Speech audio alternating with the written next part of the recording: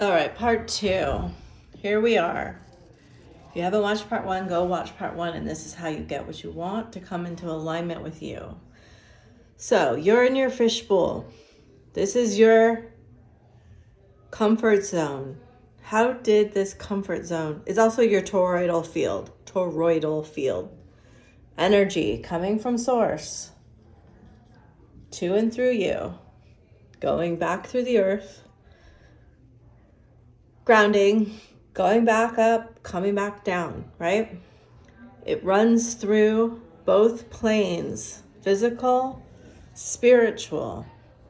In between, it runs through the mental realm, the emotional realm. Do you see which one it goes through first and then second? Okay, so we're going to reverse engineer this. When you were young, this was open. There was no ego. You looked out to the field around you and you saw what was in your field, and you took it all in, and you formed beliefs slowly over several decades about the way the world works, the way that it works mentally and emotionally and physically. And if you were lucky, you got a little bit of spirituality in there too, that hopefully wasn't traumatizing. And then you kind of sealed off the opening to the subconscious realm. The subconscious was programmed from your environment. If you lived in a house where 2 languages were spoken, you learned to speak both languages probably. That was normal to you. If you lived in a house where there was a lot of money, but not a lot of happiness, like me, that was normal to you. If you lived in the opposite, there was a lot of love, but not a lot of money, that became your truth. There is a part of it, as I always say, your superconscious is up here, your soul, the overseer of all. It may have some kind of idea for your life that you are not necessarily fully in control of.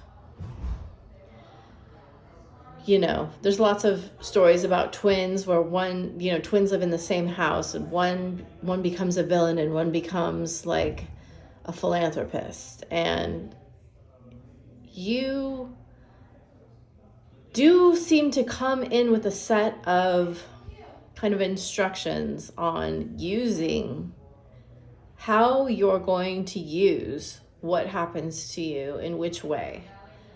You know, we must experience wounds to form our ego. It doesn't matter really from my research, my teachings that I've learned from. You're going to have wounds. And in some people, they're extremely tame. You know, most people would put them on a scale of 1. And some people get a 10. But both those people get wounds, you know? And it's part of our development. So some of what happens to you, the way that you use what you experience, it's not necessarily predetermined, but it's kind of set in your personality or your If you look through astrology lens, you can see it there. If you look through human design lens, you can see it there. Through your enneagram, you can see it there. There's many other systems that try to explain this sort of thing. But ultimately, what ends up happening is you generally get the wound of your families. And then you grow up, you create your own independent fishbowl, and it, even if you said, I won't ever be like them, you start populating that fishbowl, that atmosphere, with what has been programmed within you. And again, if you haven't watched part one, it would make more sense to you. Like, let's say you're saying to yourself, I'll never be broke, right? I don't want broke. And there's no negation. So the universe doesn't hear that. It only hears this. And that's why what we fear the most comes to pass in an emotional way. We're really sending out this frequency, right? The heart is the strongest frequency. And that frequency, right, we'll call that a wound. It will be held in your subconscious and in your fascia. That's, read the body keeps the score if you haven't understood how your body holds your trauma.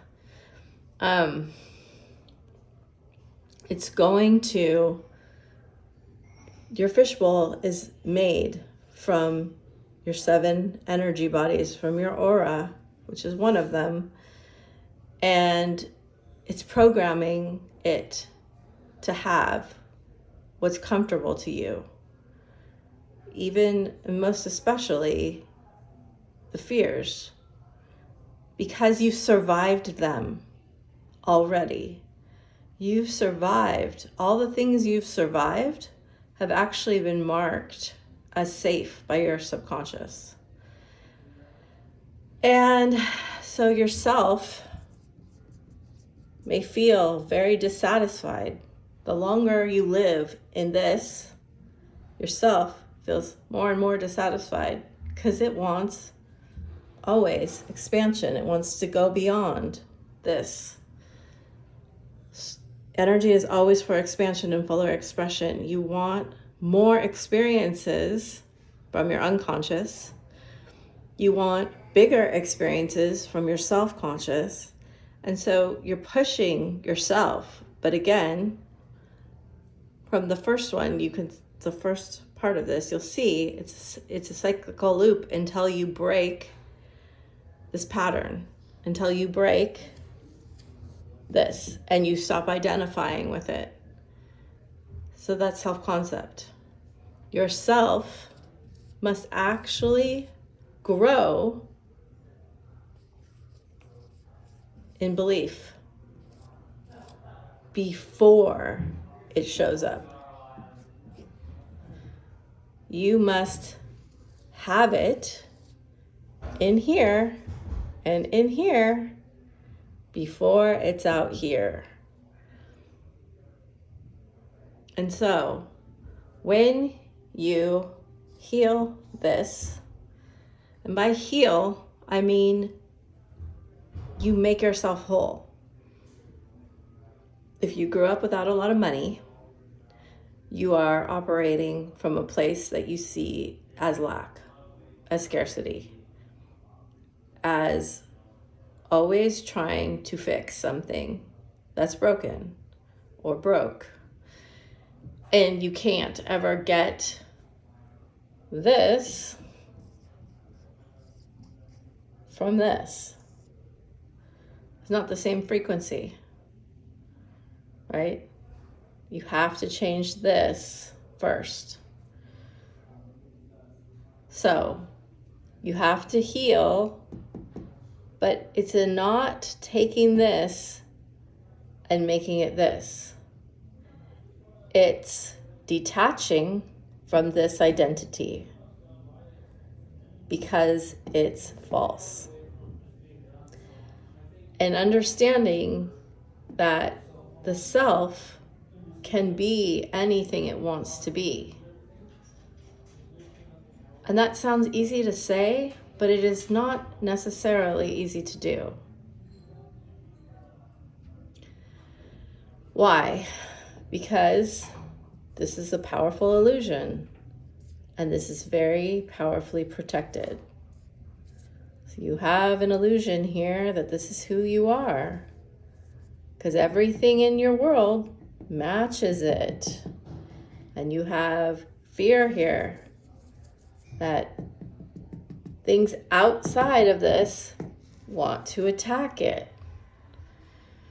Neither of those things are true, but your belief is telling you that it feels very true.